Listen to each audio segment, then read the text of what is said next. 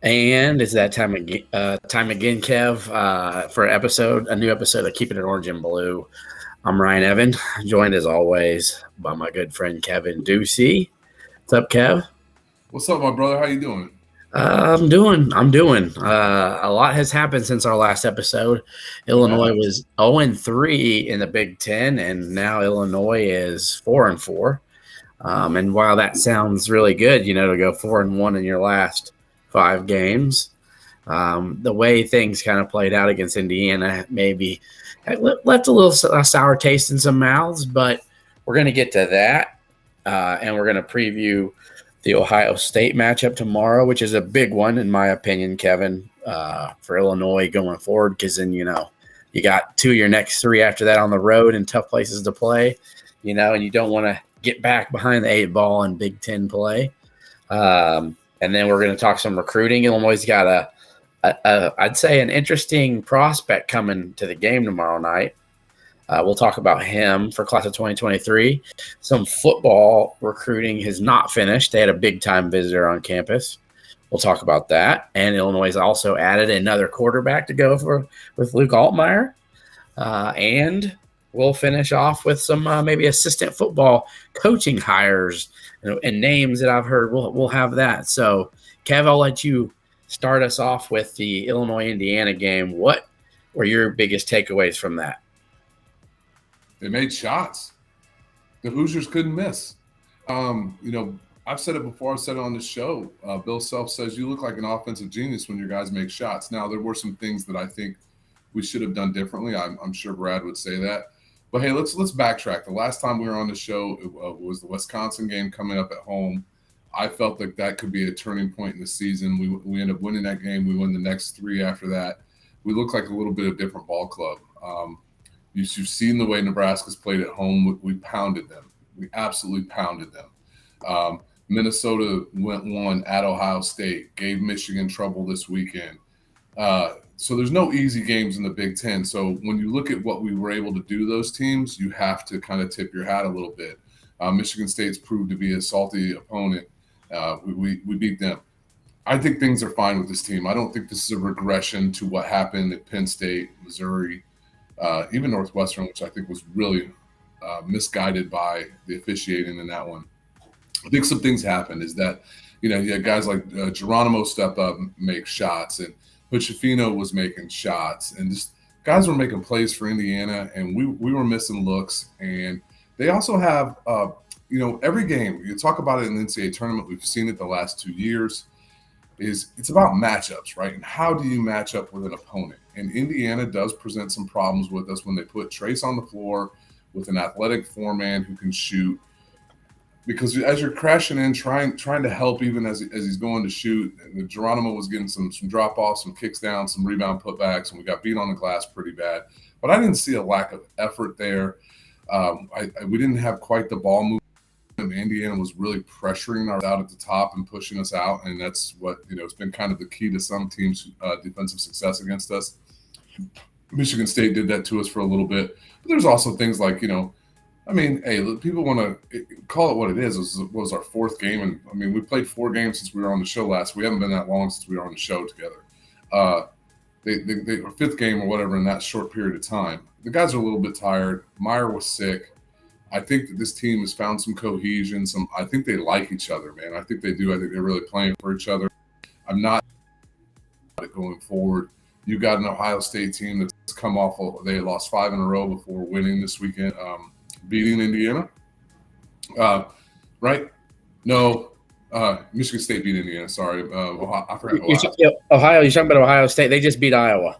Iowa, that's right. Yeah, and Iowa has been a hot team. So, Ohio State was. I think for them, Ohio State, that game was more of like you got to win this game or the snowball's just going to keep growing and you got to get it done. But yeah. And they got some players. They might be without Zed Key. He got hurt at the end of that game. But Iowa doesn't guard. Ohio State's defense is bad. Ohio State's defense has been really porous lately. And Indiana found something against Wisconsin from a defensive. I think they found something because their defense hadn't been very good either. It'll be interesting to see what happens. Nebraska beat Ohio State at their place. I think we'll be all right. I think we rebound tomorrow, and then we got to go take our show on the road, and maybe interesting. Maybe this team's better built for being on the road. Who knows? Yeah, it's possible.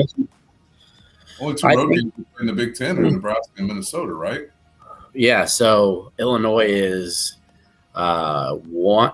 Let's see. Yeah. No, they're Illinois is 2-3 at home. Yeah, in Big Ten. Yeah, in conference. Yeah. So you lost at home to Penn State, and then they lost. We lost at Northwestern too. So yeah. So no, they lost on the road to Northwestern, but right.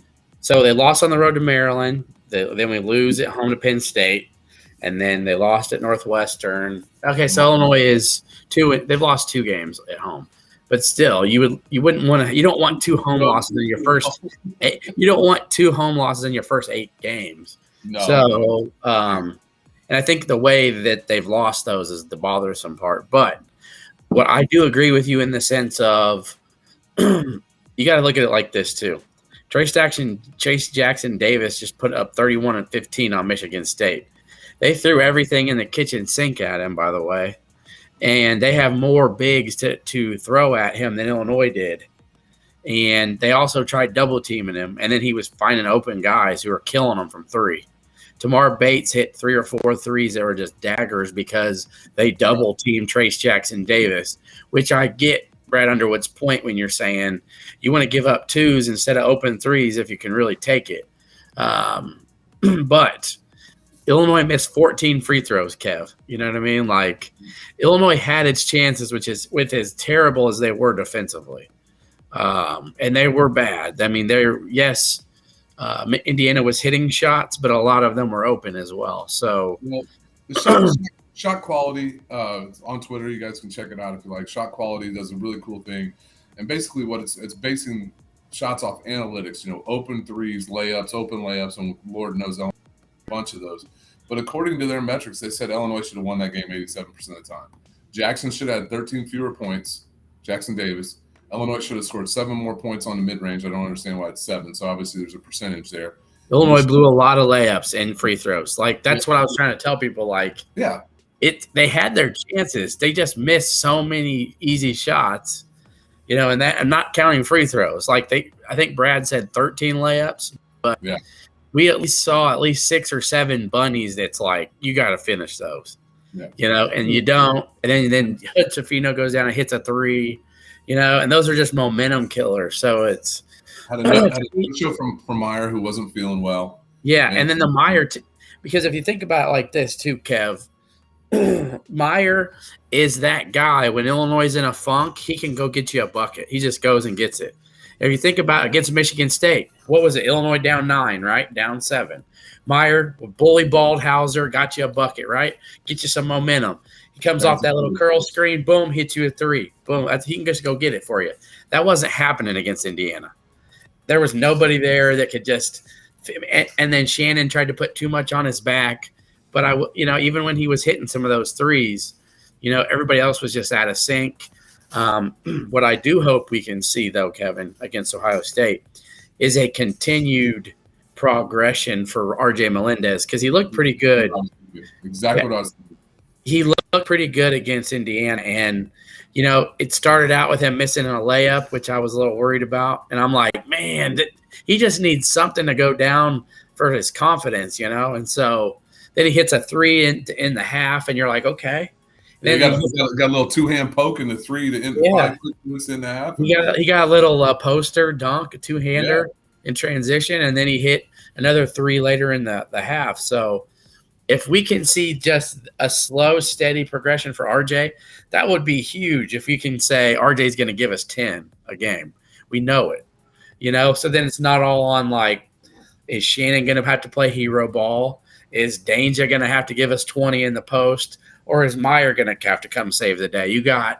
We know RJ is going to give us something, which is important because you never know. I'm going to be honest, though. We don't know what Coleman's going to give us any night. You don't know. Some nights he's going to be on fire, and the next night he's going to give you 5. So, I'd like to see the Coleman that we saw against Wisconsin, who didn't even know what a pump fake was. I like the pump fake when it's a little bit limited. I do think that he's got. You can see like he rushed some free throws. We talked about the free throws, man, but we had guys like Coleman, Sincere Harris, Danger, and Ty Rogers shooting free throws. Hey, Shannon missed quite a few too, though. He did. So that hurt us is that those guys aren't good free throw shooters, and it can come to bite us. You watch Hawkins when he's a little bit slower in his release. It seems like it's better, and he's got a little bit more of a arc on his shot. When he looks smooth when he's shooting, it's pretty good. I mean, he still gave us like 9 and 5 and 4. He does what he does.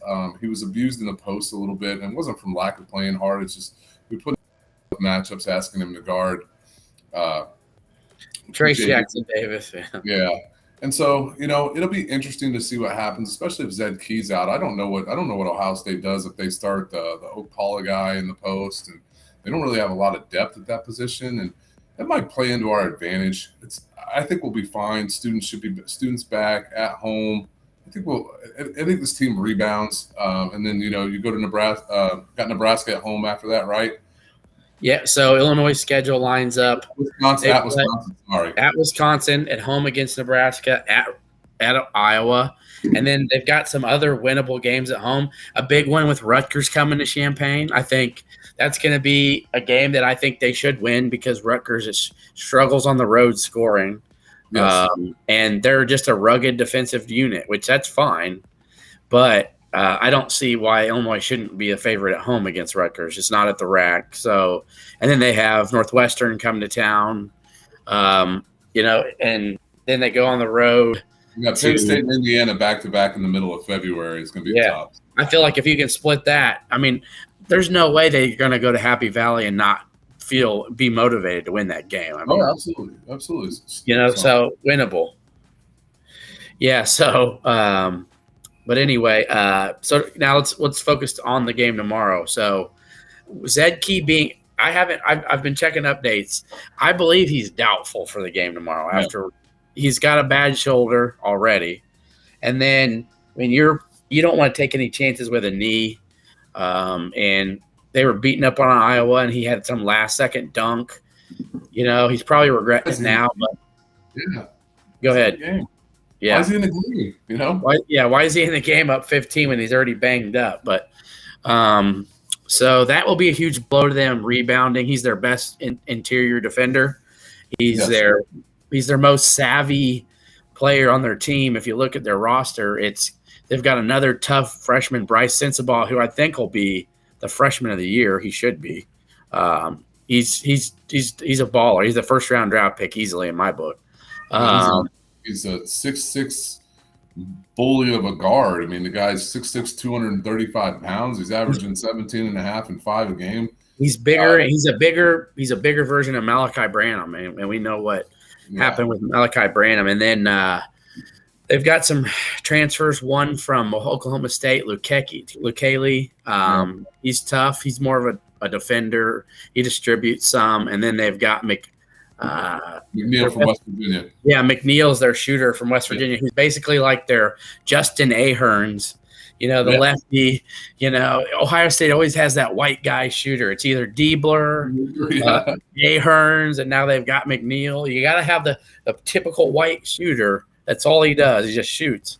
And then, but mainly with Zed Key being out, they also have Justice Sewing, who – he's tough. He was a thorn in Illinois' side a couple years ago. Even when they got the better and won the Big Ten title game, he still was tough. He was giving them 15 to 20 a game, it seemed like, every time Illinois played them. There's most of them. So he's a good ball player. He only played 2 games last year, sat out all last season. He was hurt. Yeah. You're right. He gave us fits a couple of years ago. It'll be interesting, though. This team is so different when you look at the dynamics of, like, this Ohio State team a year ago would terrify me. They have so many guys like 6'6", 6'7", even Thornton, the guard, is 6'2", 220 pounds. They have so many guys like that just would be like, ugh, what are we going to do about it? But now we just have so much length on the perimeter. I mean, the question is who's going to guard Sensabaugh, and I really think you probably put Terrence Shannon on him, is my guess. Yeah. And mix and match a little bit, as long as put some RJ Melendez on him as well after, and then even throw some Matthew Meyer on him at times. And Coleman, throw those guys on Justice Suing as well. Thornton could be a little bit of a problem. I mean, if we're going to put Epps or Harris on him, he's like I said, he's 6'2", 220 pounds. So whether or not he's going to be able to back us down or not, they'll probably if Zed Key doesn't play, Opala, I think is his name, is their backup center. He's gonna have to play big minutes for him. And he's a big Opara. He's a big long kid, but he's a freshman. 6'11", 220. So he's a tall, skinny guy. He's a typical try to block shots, rebound, run the floor guy. He's not gonna probably be hitting anything deep. He probably will try to get garbage points if possible, but set big screens. He is 100% from three on the year though. So we're gonna be careful. Okay. And how many? One for one. Okay, 1 for 1. But you know what? I'll take my chances on that second one. So I would say this: don't look at tomorrow's game and think, "Oh, it's going to be." I think Illinois is going to win by 10 plus. I'd say I'm expecting probably a 5 to 9 point victory in there, which Ohio State could have the lead in the second half. It's going to be close, but I think with this group, they've got some leaders. They've been running an offense. There is no Trace Jackson Davis on Ohio State. So, that was the only thing that really bothered me was that, even when Illinois would cut it to, 8, 10, 12, it was like, hey, just throw the ball in the post. He's going to score. And it's like, it was like, no matter what they did, he's just going to score, just lob it over. He'll catch it. He'll catch it on this side of the rim and turn it around and lay it in, It's And there were some moments in Michigan State where they would run a dig at him or would run a quick double at him, and he sped up enough that he would rush a shot just a little bit, and he wasn't nearly as efficient from the field against them as he was against us. But like you said, he still had 31 and 15 in that game. Big Ten Player of the Week, well deserved. The dude played his tail off. I mean, I hate to say this about an Indiana player. I kind of like the guy, to be honest with you. I mean, I know Kofi gave him fits, but dude always plays hard, and took it on the chin, and we move on. I think people really got to see how sorely missed and how really good and big Kofi was when you see Trace Jackson Davis was 1-4 against Illinois with Kofi. 1-4, averaged 13 points a game, and shot 42% from the field against Illinois. 42%, and that's including in the Big Ten tournament. I think he was the game they beat us last year, I think he was 9 of 13. It was the best shooting game he'd ever had. That was the best game he ever played against Kofi. And let me say this. He may have gotten the better of Kofi, but let me just tell you, Kofi still had 20 and 12 or 23 something? And 10, 23 and 10. 23 and 10 or something. So it's that's him outplaying Kofi. He outplayed him because they won and Illinois blew the end of the game. Right. But the most important thing of the point I was making is that you just saw how dominant Kofi was when Trace it was half the man he was a couple nights ago with Kofi in there. And so, but you know what? Dane did a couple not good things too now.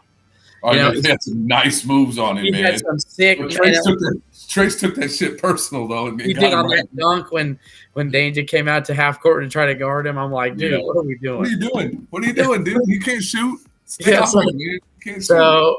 He hit him with a couple of spins and lefty layup finger rolls. I mean, Danger about had a double-double. Everybody was, I think he had 9 and 9 or something, or 10 and 9 or something. So it's Danger was he was a clown in that game.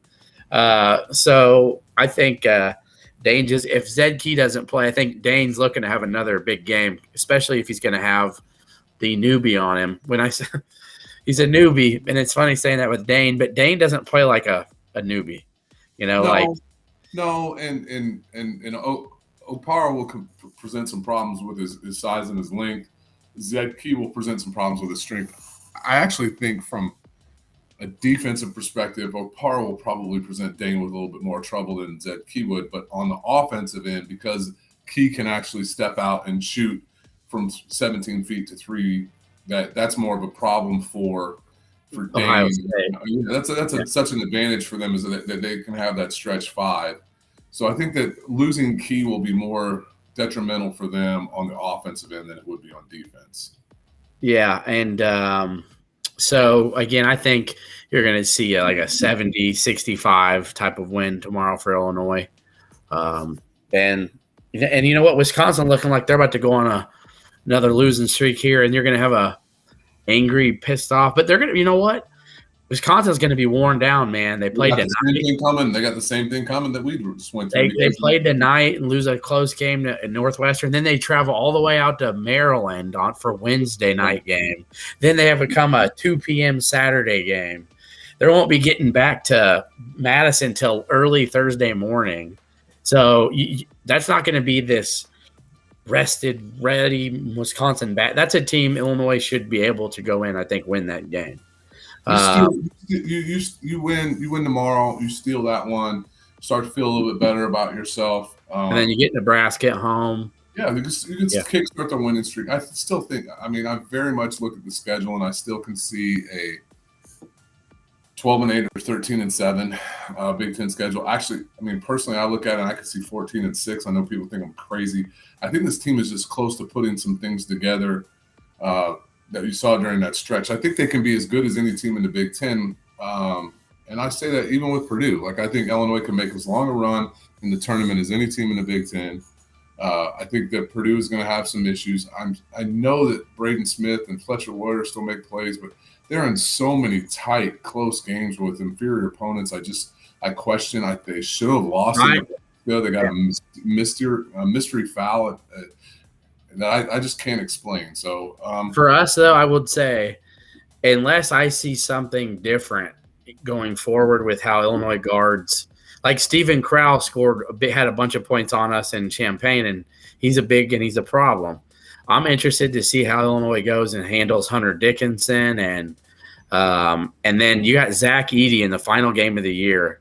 Like, I'm going to be interested to see how you back, don't we? Yeah, so you get Hunter at home in the final on senior night, and then you get Zach Edey in West Lafayette to end the year. They're going to have the Big Ten wrapped up by then, in my opinion. So because Zach Edey doesn't get fouls called on him, so there's nothing.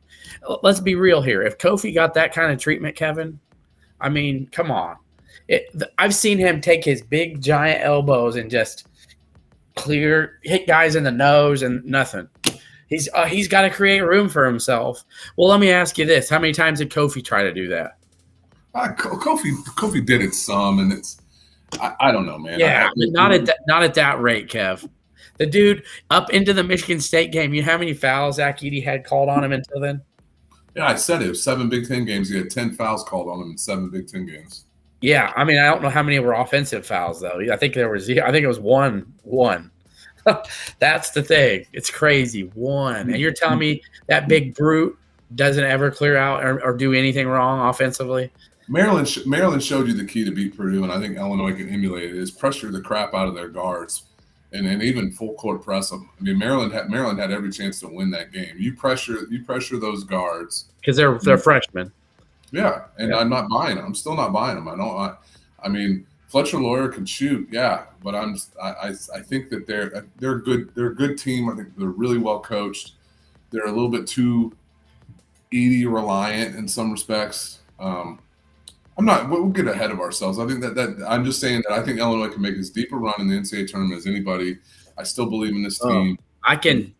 You know what's funny is I've had people being like, "Come on, make sure Kev tell it how it is," because they think I'm like I can be orange and blue sunglasses-y. You know, a couple weeks ago I said 10-10 before when they were 0-3. I said I think Illinois can be 10-10, which by the way would have meant Illinois needed to go 10-7 to end the year. I think that's pretty positive.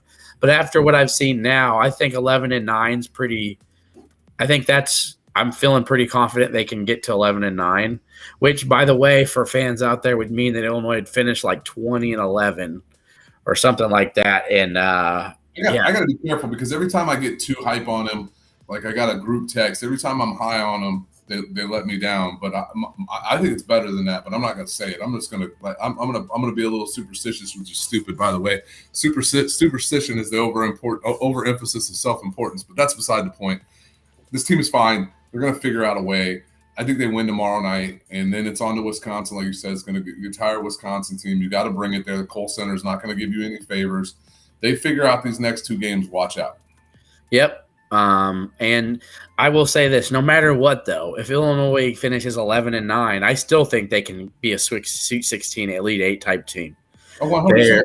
So Illinois is going to probably be somewhere between a 6 and a 10 seed in the NCAA tournament. So fans, and that's okay. So Illinois is going to probably have 2 tough matchups in the first round, and if they go on a little bit of a run, maybe not as tough in the first round, but it's not going to be Illinois gets a Drexel or a, or something. Like hey, listen, a 10 seed means you play a 7. Yep. You'd love to stay off that 8-9. If you talk about that, you want 6-7 is a great place to be. You stay off that 8-9s, avoid the 1s. We look at college basketball. Everybody's like, yeah, there's a little bit of a top echelon, and then there's a bunch of muck, and who knows what's beyond that. There are no dominant teams in college basketball. Houston just lost to freaking Temple. Maryland gave Purdue everything they wanted. Nebraska should have beat Purdue. Like, there's nobody in college basketball. You're like, oh, just watch out for them. They're dominant. And there's all kinds of teams that can make legitimate runs that nobody's talking about. Kentucky can make a legitimate run. That's a super talented team. Illinois can make a legitimate run. Illinois has problems out there for teams with our length and athleticism that if guys are making shots, guys got to make shots, this team can cause problems for you. Yeah. Now, we could talk about this now. I know it's delayed. I'm a little bit worried about whether or not Luke Goody's going to be able to come back. I'm thinking it's probably at least another 2 weeks. John Rothstein posted today that he's cleared for 1-on-1 or 2-on-2, but he's still not cleared for 5-on-5.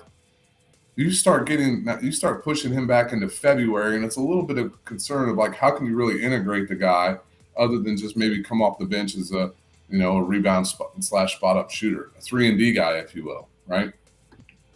Yeah. So I've been told a week or 2 ago, I was told, Connor Servin was going to be cleared before Luke Goody. And I said, so when's Connor Servin going to be cleared for practice?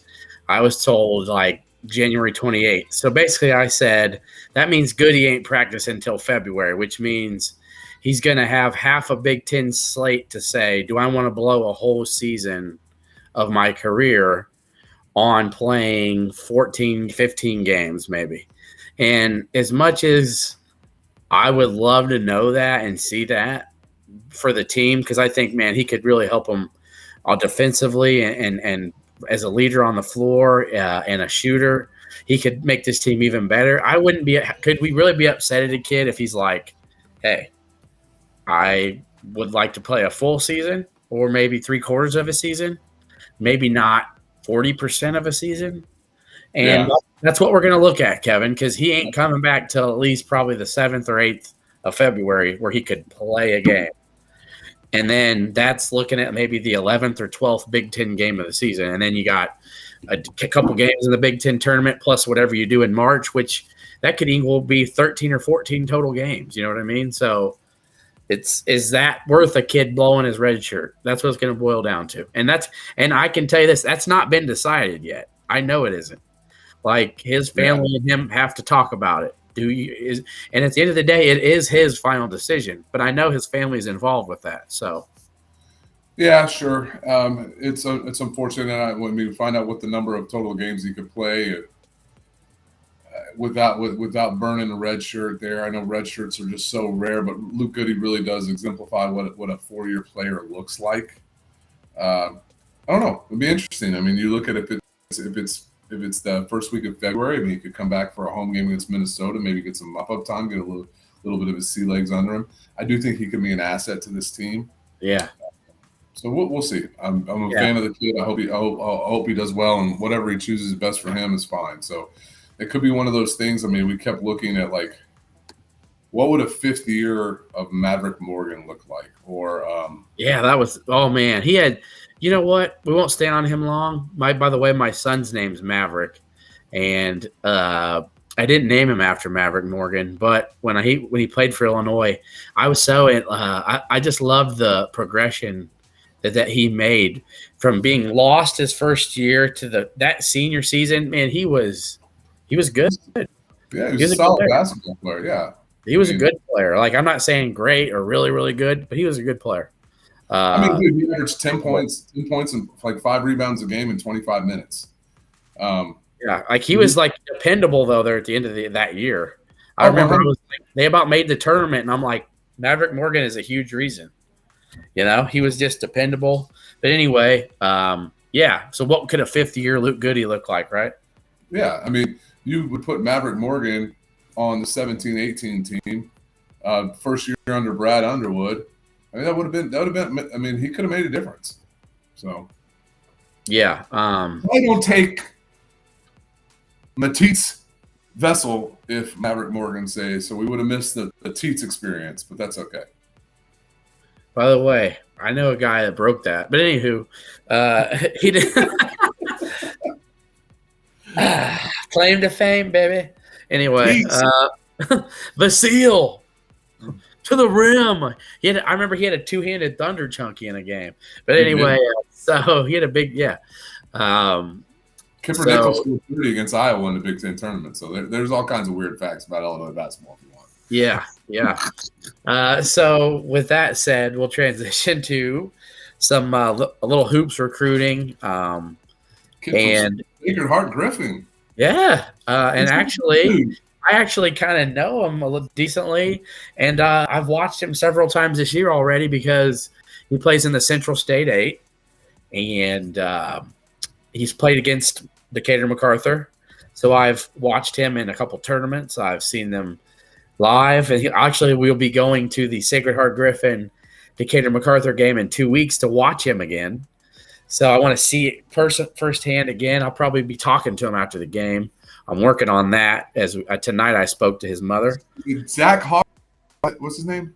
Zach Hawkinson. His dad actually played football at the University of Illinois. He was on the 2001 Big Ten champion. Yeah, Daniel Ruffin, offensive lineman or defensive lineman, one of the two. Which means Josh Whitman knows him and his dad. So he played with his dad. So anywho, 6'5.5", 6'6". He plays on the Midwest. It's the AAU circuit team that has Owen Freeman, who is a Iowa commit, with Brock Harding. They're a good team. Like, I've watched them a few times. They're pretty good. But anyway, he's the best player on Sacred Heart Griffin, who won state last year in the state of Illinois in 3A. They beat Metamora last year. They're like 20-2 right now. He's leading the team in points, rebounds. He'll play the wing. He would play the wing. And I got to be honest, I'm shocked he hasn't had more interest from people, but I think people are finally waking up to him. And what you see is that Illinois, I asked his mom, where was the interest from Illinois, who reached out? He told me that Coach Jeff Alexander, reached out because basically his dad, Neil, who's the Lincoln head coach, is like, bro, he's like, hey, this kid's unsigned. He's not got many offers. He's like, I think this kid could be a sleeper. You guys need to check him out. You need to have him come to a game. And Illinois and Jeff's been kind of watching him from afar, and they've invited him to come to the Ohio State game. So there is legit interest. They're not just asking kids to come if they don't have some sort of interest in him. And he's a pretty good three-point shooter as well. But I think he's a better athlete than Luke Goody. He's probably closer to RJ Melendez athlete-wise, but he's tough, played football for Sacred Heart Griffin. All right. He's a tough kid at 6'6". So it's not like he's a college-ready kid already, built. So that'd be an interesting prospect for them to add to the 2023 class.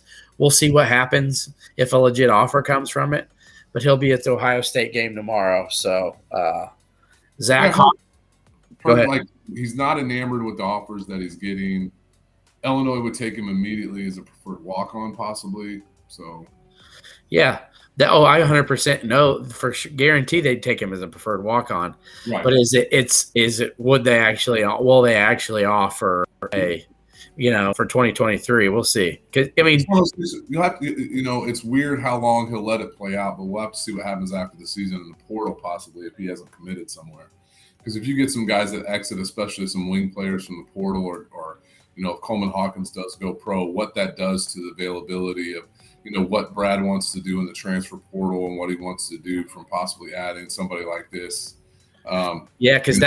Because people are going to say, "Oh, there's not room for him."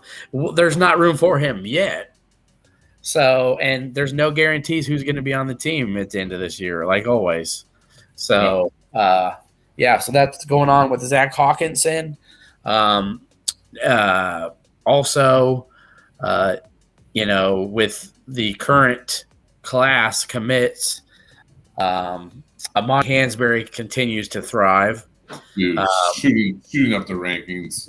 Just a stud, man. I'm looking forward to me, he's like a bigger, longer, a little tougher LaRon Black. He's like a guy who's going to be gritty and nasty in the paint, and he's got a little chip on his shoulder. And then I'm excited to see what Draven gives. Long. Just gives you. Obviously, he's a great athlete. I was a little disappointed his ranking. I didn't see him in the top 100 for ESPN. Well, the problem was I think he was at IMG or one of those. He was at one of those schools that's just loaded with 5-star kids, and he wasn't seeing the floor. So his numbers, his actual production, what he was doing on the floor in his senior season, his high school, were really starting to plummet. And so his numbers dropped. So he actually switched schools. Yep. And this kind of weird, like semi-pro, not paid. I don't know how to explain this shit because it ain't like going to Urbana. It's overtime elite. Yeah. It ain't like going to Urbana or Decatur MacArthur. So like we can't really speak to this. But he's transferred schools and he's getting a lot more playing time there, and actually producing. So we'll see. I mean, I don't really buy these rating stuff. I watched the kid on film. He is extremely quick. He can shoot. He is a great athlete. I love my guy Brad Sturdy calls him, reminds him a little bit of Carson Edwards. And Carson Edwards led the Big Ten in scoring, was the Big Ten MVP, took Purdue to an Elite Eight. I think as a sophomore. And people are like, oh, Carson Edwards was like a number 100 recruit. So I think this kid has even more athleticism than Carson Edwards. So Carson Edwards was sneaky athletic though. Like he'd sneak out and all of a sudden he'd get a little 2-hand poke, and you're like, oh no, for sure he is. But that's what I'm saying. Drake, he's even more athletic than that. So he wasn't Lewis Jackson athletic, but no, that's D-Town athletic. He ain't that athletic. All right, Britt Miller, congratulations on the job, dude. Yeah, a big time shout out to Britt Miller, Britt the Hit Miller, as Jay Lehman says, for taking. Hey, and Britt's coming on, Kevin. I want you to know that. I asked Britt today. I said, "You're coming to do the show, right?" Because he used to host the Oski Hour with me on here, and I said, "You're gonna come on? How about you come on for the February signing day class or whatever? The February period at Illinois. We'll talk a little about the class, what you think." He's going to talk about his new job as the head coach at Decatur St. Teresa, who took over for legendary Mark Ramsey, who just won his second state title. So that was a big deal here in Decatur, winning the state title in Champaign. So Britt Miller, legendary Illini, is the head coach. And he's won 2 state titles already in his coaching career. He was the defensive coordinator at Monticello in 3A about 3 or 4 years ago and won there. And then he's now won as the defensive coordinator at St. Teresa. So he's now taken over the reins as the head coach. So, but anywho, as we transition to football a little bit, talk here before we move to our final thoughts for the day. We talk about the biggest recruiting win you could possibly have for Brett Bielema. The law firm comes back. Are you answering questions, Kev? No, that is what it is. The law firm comes back. People always want to talk about recruiting. It was so funny. It's like people were kind of knocking Underwood's recruiting here and here. Underwood's biggest recruiting win that he had a year ago coming into the season was keeping Kofi. The biggest recruiting win that Bielema and Aaron Henry and that coaching staff had was keeping the law firm. Oh, my We goodness. have the best defensive line in the Big Ten coming next year. Possibly, and it's got to be close in the top 5 in the country, Kevin. Absolutely. Preseason All-American Johnny Newton in one publication I saw was way too early. First team All-Americans preseason on defense. I don't know the last time we had a preseason All-American. I know we've had in-season All-Americans, but I don't know the last time we had a preseason All-American. And you might get 2 preseason Big Ten all with Keith Randolph coming back. Maybe Seth Coleman. And Seth, and that's what I love about the defense coming for next year is Agus. And I'm just telling you, Illinois' defensive front 7 is back. Hart's back, Barnes is back. It's arguably the best in the Big Ten. Yeah, I think their defense is going to be back up there again. And you know what is, even though it's crazy to say losing a first-round draft pick like Spoon, losing a guy who's going to get drafted like Sidney Brown, and losing a guy like Martin, you still have Nicholson, who's a dog. You still got. We love what we saw from Strain. You at the end of the season. You love what you saw from Xavier Woods, and Matt Bailey. So it's like, I feel a whole lot better about the secondary now with all those guys leaving than I would have, let's say mid-season thinking about it. We had Solo Turner, a transfer from Hawaii who couldn't play, who's built like a linebacker. Everybody was super high on him. Look out for him. Solo Turner, Scott Turner's nephew, number 20. I'm really excited about what the football team's doing. And you did have some actual recruiting, like recruits news to share with our listeners, right? Well, yeah, it was Jamel Howard had visited over about 8 or 9 days ago. And he was hosted by Antoine Hayden, by the way. So things went really well with that situation. Went really well in that situation. And he visited LSU last week and Ole Miss. So obviously he's a coveted kid on the defensive line in the class of 2023 that Illinois is looking to finish up with a bang, and that would be a huge get. And I think Wisconsin, correct? Chicago Marist kid. Yes, Chicago Marist kid Jamel Howard, who decommitted from Wisconsin, visited Illinois 8 or 9 days ago, and just visited LSU and Ole Miss. I asked how it went, and he was told that it's a place he could see himself being. The family loved it, and again, that would be a big major feather in the cap of Bielema. And I think they're talking to him about, like, look at Randolph, look at Newton. That's going to be you in 3 years. Come on, come be the anchor of this team. It'll be your team after next season. You come be the man, and maybe even get a chance to be plug in and get some experience next season with these guys. So I think the buy-in from the state recruiting aspect is there, and it's all trending in a really good direction. And if he comes, you're looking at a top 30 to 35 class nationally for Illinois. So big time.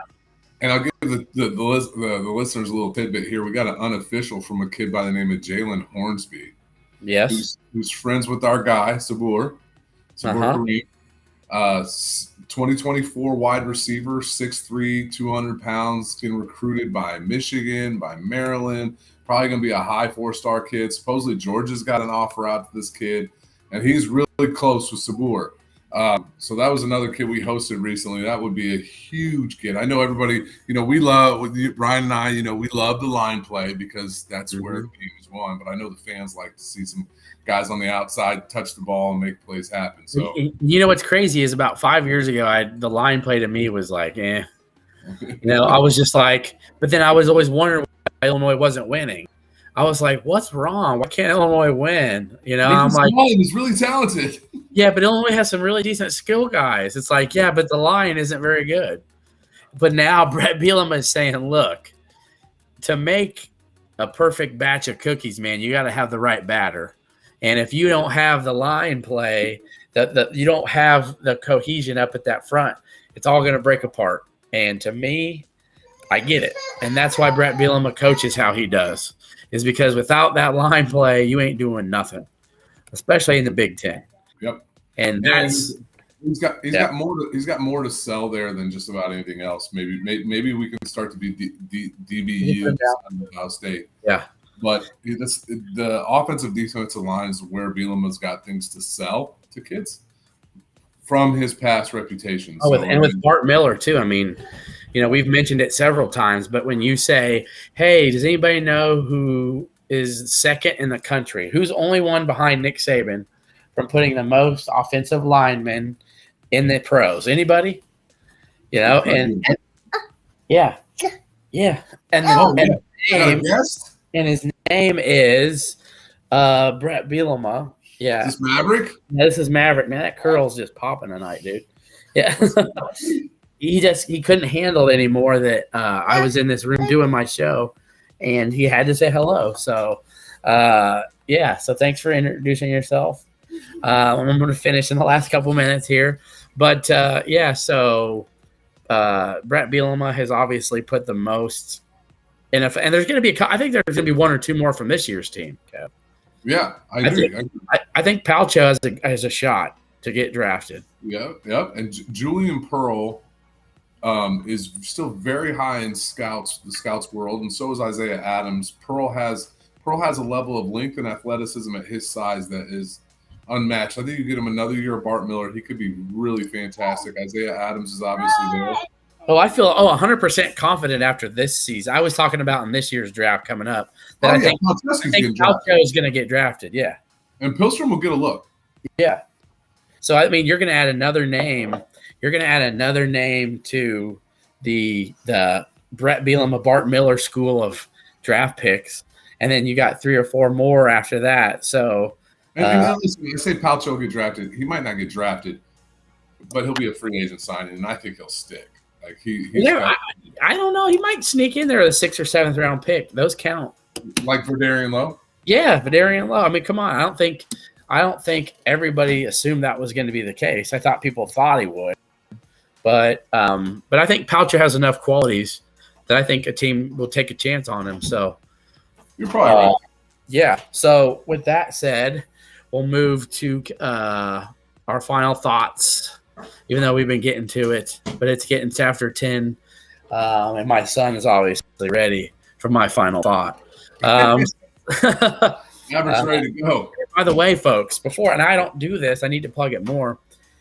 By the end of this week, this show will be on Apple Podcasts. But right now, you can still any who has Spotify, you can catch the show on Spotify, listen to it anytime, any place. Also, it's on YouTube. So we have our YouTube channel for Keeping It Orange and Blue, obviously on Twitter, and it's also on the Anchor app for anybody who has Anchor podcasting. A fun thing that I made my family do, Kev, which is, I put our Roku TV, right? I got the YouTube app, I pulled it up, and I went to our channel, and I made them watch our show for a little bit just to, kind of have it going so they could and, they all loved it. They just couldn't get enough. Oh, I told them to get the popcorn ready, and so you could always do that. No. So if if you guys are, missed this live stream, you could put it on the YouTube app, get it on your TV, just enjoy it, get your 60, 70 inch and enjoy us. So Kev, heading into tomorrow night with Ohio State and then Wisconsin Saturday. What's your final thought? Deucey's final thought of the night. Okay. Final thought of the night, Kev. I think the previous 4 games are more representation of what the team is than the Indiana game. I think this team will right itself. I do believe this team is still a top 4 team in the conference, and I think they'll show it tomorrow and beyond in the Wisconsin game. I think we'll be able to. I'm fairly confident that we'll be able to have a really good podcast next Sunday night about some positivity, and also when we're talking about a rematch of the Joe Montana game where he threw the touchdown to John Taylor in a Bengals 49ers Super Bowl because the Bengals are going to beat the Chiefs. Pat Mahomes' ankle is going to be a problem. That's your fade the deuce. Take the Bengals. Take the Niners. Both are dogs. I think they both win. We get a Bengals-Niners Super Bowl. Just had to bring up the 49ers, huh? All right, anyway. Kelsey was an ineligible receiver on that bobbling catch, by the way. In case. Oh man, but yeah. So before Kittle, my mistake. I said Kelsey. Kittle. Yeah, Kittle. Besides the Cowboys letting me down in the divisional round, which I expect every season, by the way, and I will until Dak is no longer the quarterback.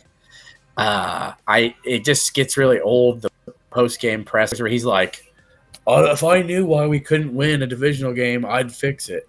I wanted to say, well, there is one factor that always shows up in all these games. Don't underthrow CeeDee Lamb on that post, but Fred Warner cover him. Or maybe throw it to T.Y. Hilton, who was wide open. Or don't overthrow Michael Gallup on 3rd and 9. But anywho, I digress. Or don't throw it to the other team in your own 30-yard line, or when you're driving to put points on the board. Hey. Okay, I'm finishing up. So my final thought would be that Illinois has a big week ahead that I think they're going to go 2-0. So we got 2-0 Illini, 6-4 after this week.